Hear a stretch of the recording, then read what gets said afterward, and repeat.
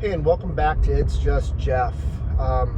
Today, just as an update, I yesterday had to get a cardiac stress test because I haven't had any follow-up on my ablation in about a year and a half, 2 years, and I'm just curious about what's safe and what's not safe. Well, here's the disincentivizing thing about healthcare in the United States right now, or potentially anywhere, I don't know.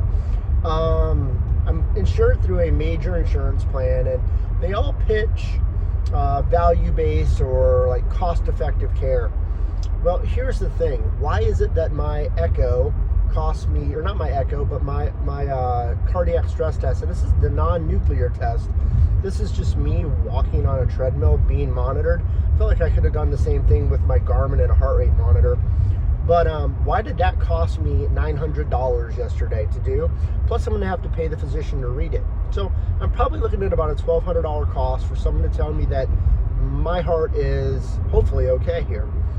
But when I look at this, why is the cost share put onto the member and not the sole responsibility of the plan?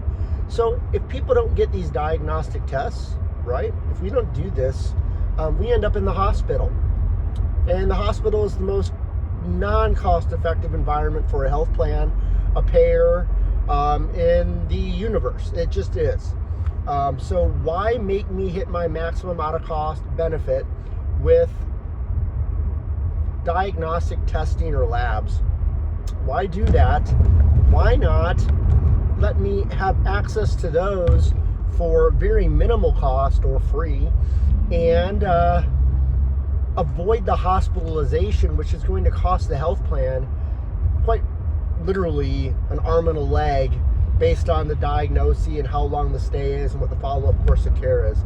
So this whole value-based bullshit is technically really bullshit. All it is a cost shift into a lower cost incentivized site of service that puts the money in entrepreneurial physicians' hands and or private equity firms. It's just diverting costs. That's all it is. It's a shell game. It's not really affordable care. It's not really value-based care.